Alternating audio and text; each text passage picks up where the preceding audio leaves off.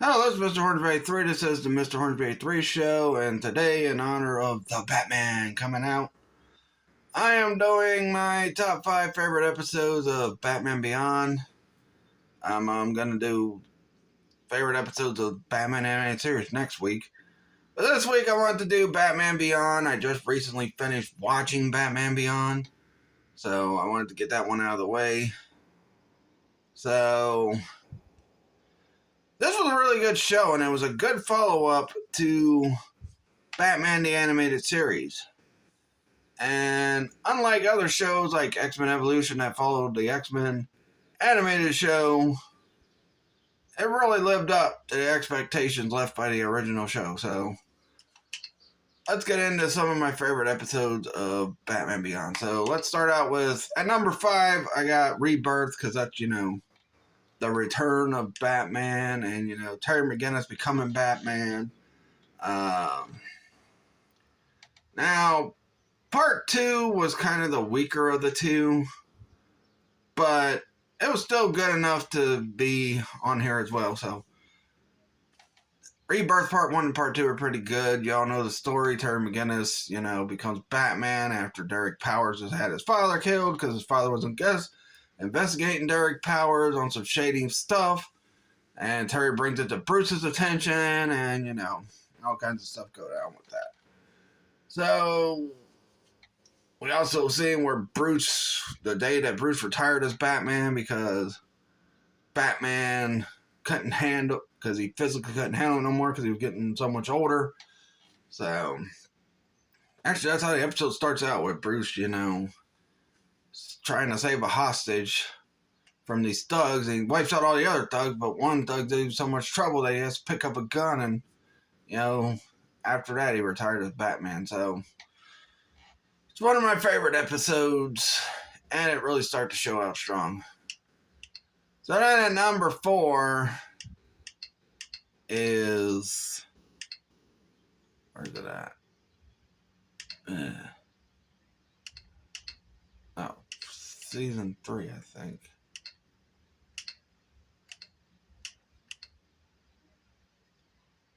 At number 4, it's Out of the Past. This is the return of Talia al Ghul.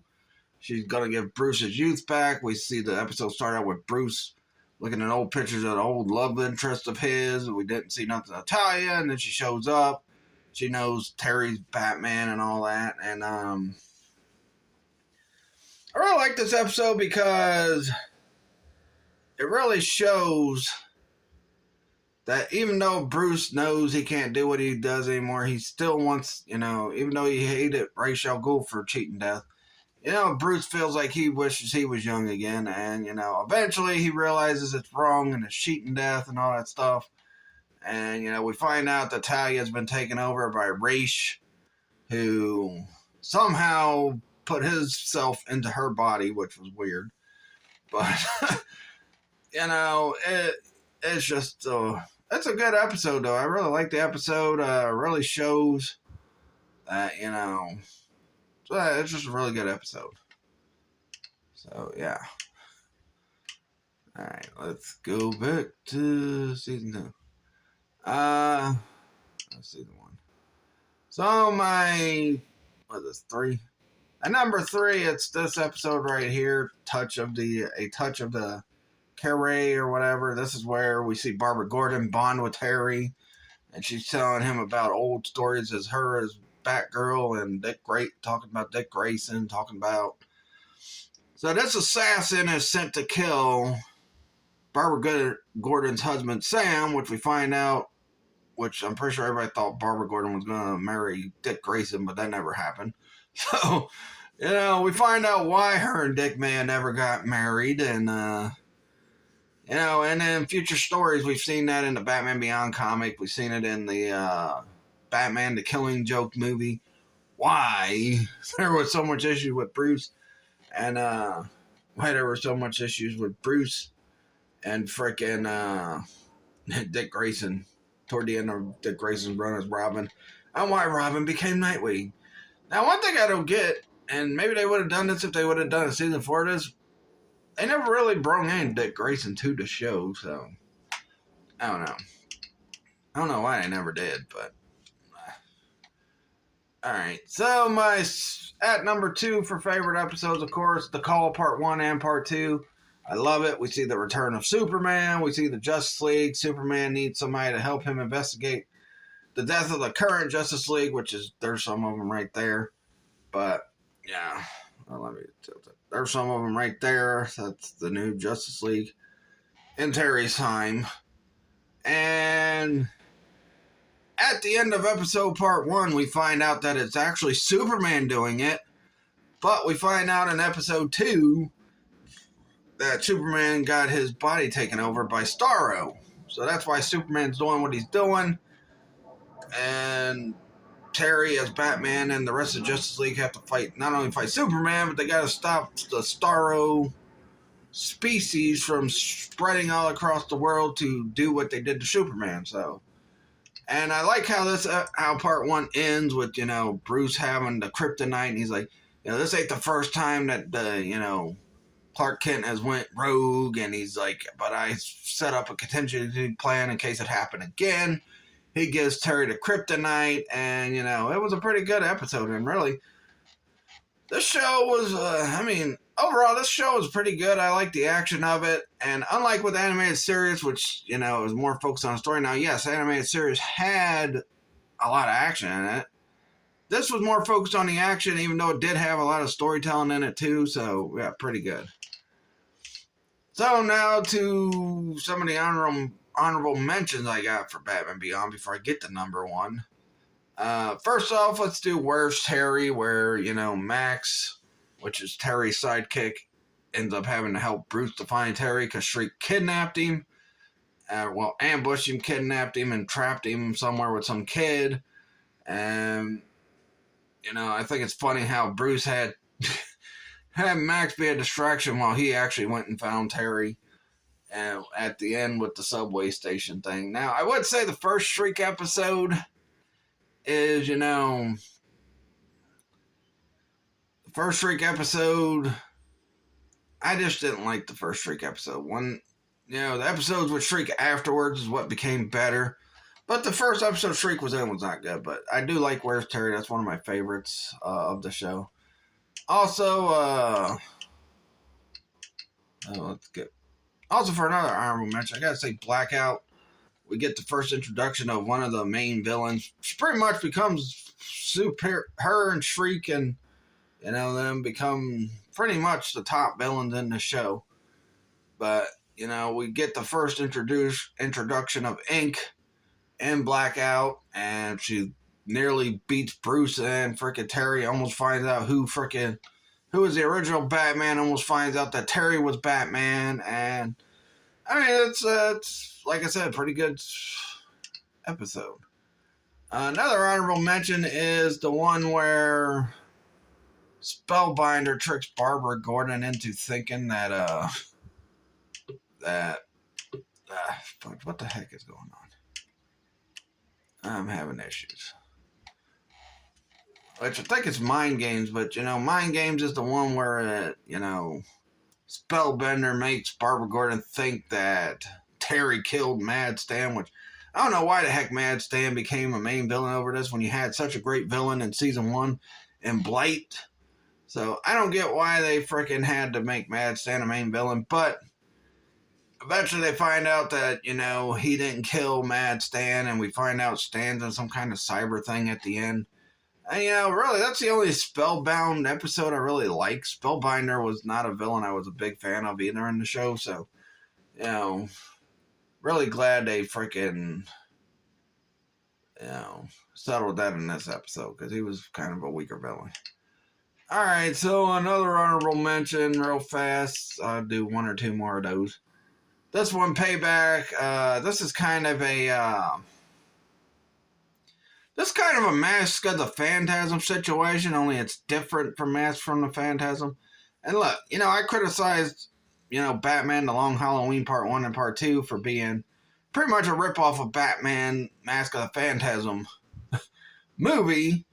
But apparently that story came out way before Mask of the Phantasm. But had that movie not come out, had Mask of the Phantasm came out and that movie came out before, that I probably would have liked Long Halloween a lot better, but I just felt like, especially with another Harvey Dent, Two-Face story arc and all that stuff.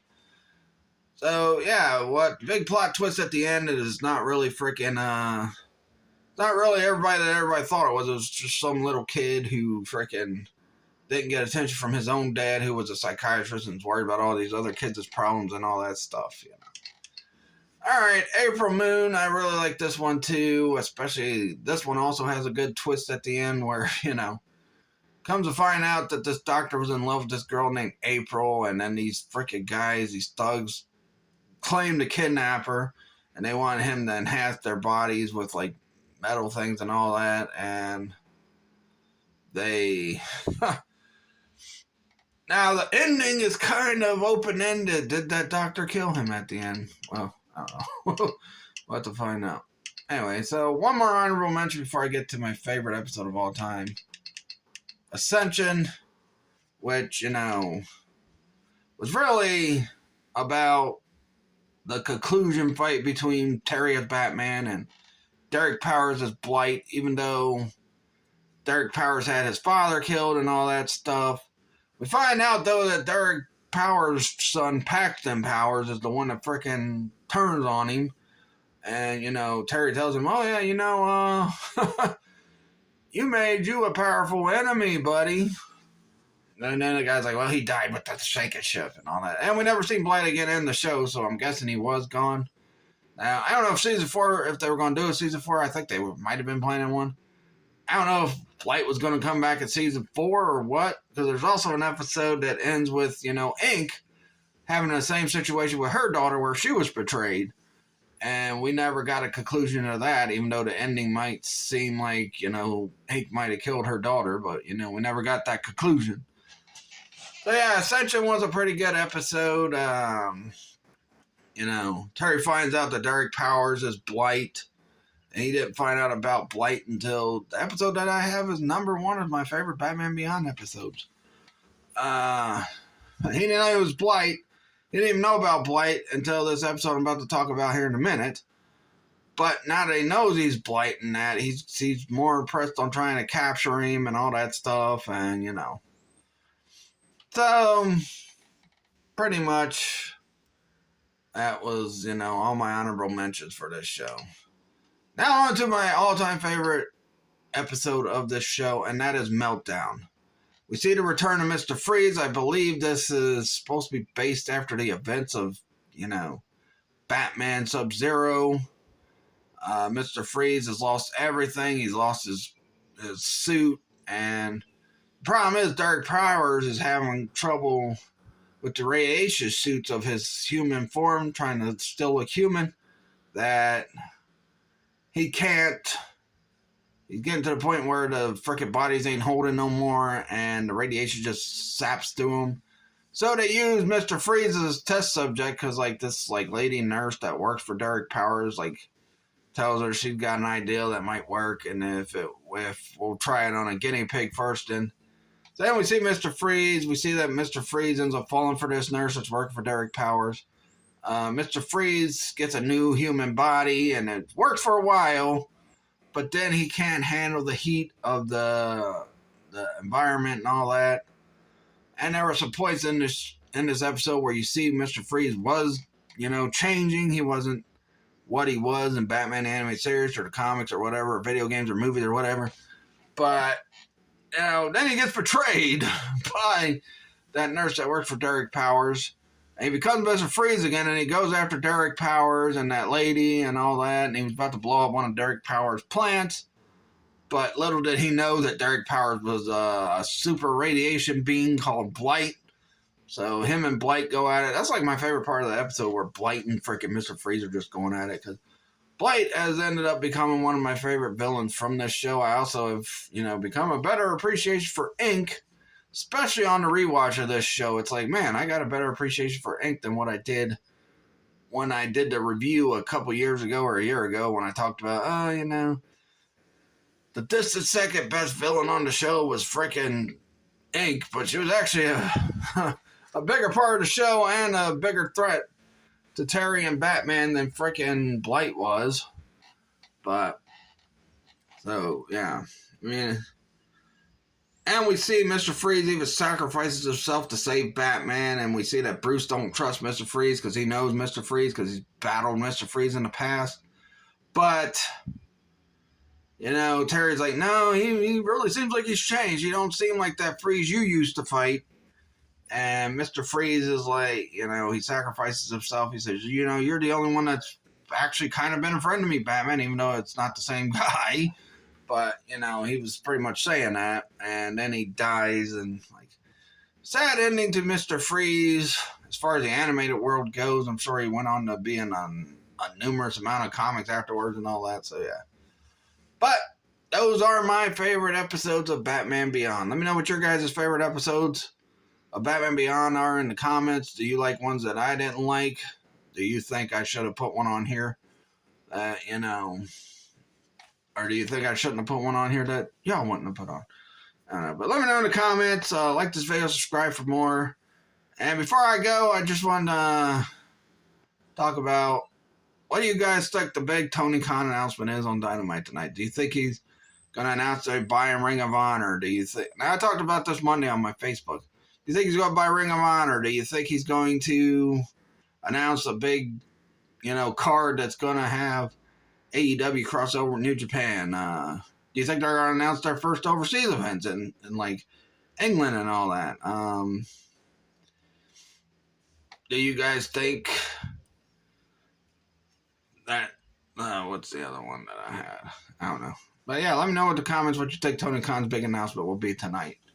Now, it's not going to be a talent, so it's not going to be a talent signing. It's got to be something else. Maybe they're going to announce trio tag belts. Who knows? But that's pretty much it. Please like this video, subscribe for more, and I'll catch you guys later, and peace out.